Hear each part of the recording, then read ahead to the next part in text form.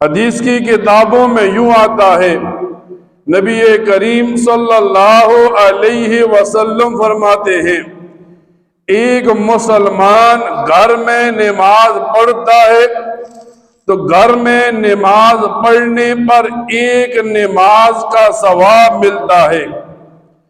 پھر مسلمان محلے کی قبیلے کی مسجد میں نماز پڑھے، ایک نماز پڑھنے پر 25 نمازوں کا ثواب ملتا ہے۔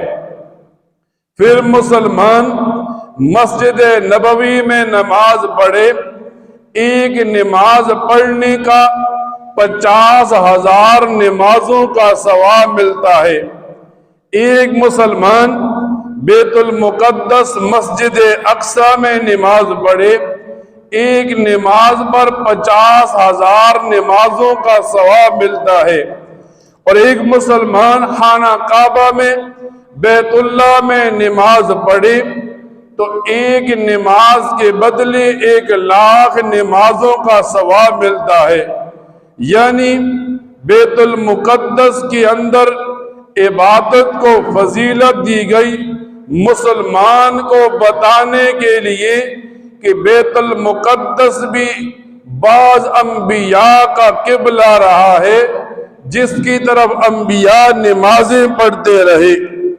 یوں آتا ہے قرآن کریم میں وَمَنْ أَظْلَمُ مِمَّنْ مَنَعَ مَسَاجِدَ اللَّهِ، کون سے وہ ظالم لوگ ہیں جو مسجد کی طرف آنے سے روکتے ہیں۔ مفسرین لکھتے ہیں ان لوگوں سے رومی قسم کے لوگ مراد ہیں جو مسجد اقصی میں بیت المقدس میں نماز پڑھنے سے روکتے تھے۔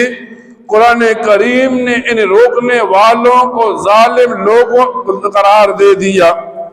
حدیث کی کتابوں میں آتا ہے نبی کریم صلی اللہ علیہ وسلم فرماتے ہیں ایک آدمی نے مسجد حرام کی طرف سفر کیا، مسجد حرام کی طرف آیا تو اس مسلمان کی بخشش بھی کر دی جاتی ہے، اس مسلمان کے 8 درجات بھی بلند کر دیے جاتے ہیں۔